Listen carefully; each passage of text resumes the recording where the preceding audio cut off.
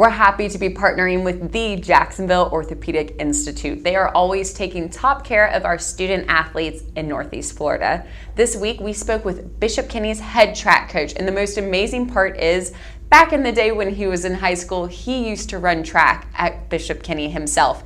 Now he's on the other end of things, coaching and making sure that all of his athletes are in the best hands. Take a look at what he had to say. I'm Courtney Wagner, and this is In the Game. I'm here with Bishop Kenny's head track coach, Kevin Curran. Thanks so much for being here. Thank you. So I know you used to run at Bishop Kenny yourself back in the day for high school, and now you're coaching it. How does that feel? That's good. I mean, I had the opportunity to come back about 7 or 8 years ago, and it was kind of a natural choice because I love coaching, and teaching was just kind of a natural job for me as well. So. Sure. And what events did you used to run? I was a distance runner, so mile, 2 mile. 5K. And what kind of got you interested in running? Because I know that's a very great characteristic to have, people who can just run and love it. It's actually kind of a family tradition. I'm the youngest of 3 boys, and my oldest brother just kind of randomly got into it when he came to Kenny. And my mom kind of forced me and my brothers to do it our first year, and we all fell in love with it and just kind of went from there. That's great. And how does it feel now being on the opposite side, coaching it instead of running? Really, I mean, for me, a lot of my personal experiences, kind of the struggles that I had as a runner, the success I had as a runner, helped me kind of identify that in the athletes. And so it's fun just helping kids kind of work through their issues, helping them reach PRs and get better performances. I was going to say, you can probably relate on such a personal level with all of them. What are your all's hope for this season? I know, too, you're about to head out to the district tournament right now.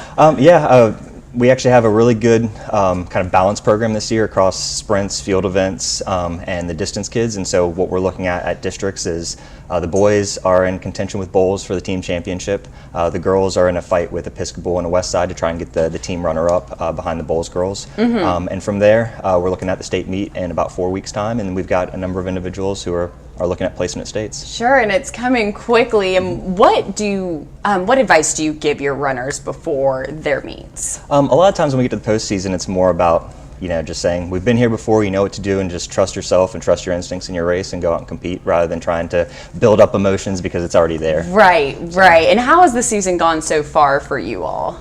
Really well. This is the first kind of full year I've taken over the girls' distance program. They've really had a bunch of success moving forward, so they're looking at placing at states in the 4x8 for the first time in like 4 or 5 years.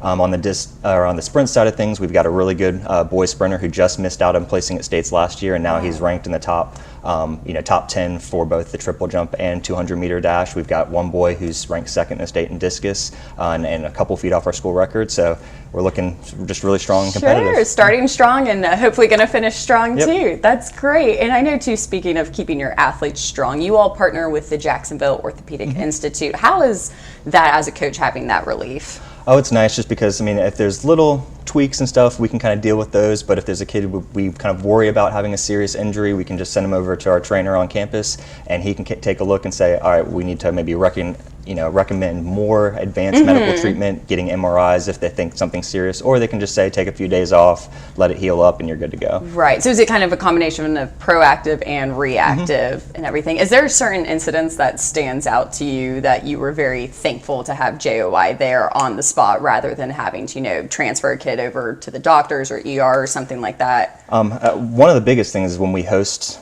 big events, especially like cross country and track, having multiple trainers, not just one on staff or none on staff, it's great when, serious incidents occur. Kids going down with maybe heat exhaustion or serious injuries, they're there automatically to provide treatment while the ambulance, arrives. And so it's great to have them on campus, and especially a huge support staff because, big events, they'll bring out, not just our trainers that are assigned here, but they'll bring out multiple athletic trainers and all of the interns from UNF. And so it just alleviates pressure as a coach. Right. And not only as a coach, but I'm sure also for the parents, that must be a huge relief. Yeah. As well. And what would you say have your runners and your athletes taught you the most over the past 7 or 8 years? Patience. I hear that so much. Oh yeah, I mean, for sure. You have to learn how to let small things go and kind of how to recognize big issues and they just kind of teach you that fine line between, how to not overcoach and when you kind of really need to step in and be there as sort of the guiding mentor. So definitely. Well, we wish you all the best of luck with districts today and the rest of your meets. Appreciate it.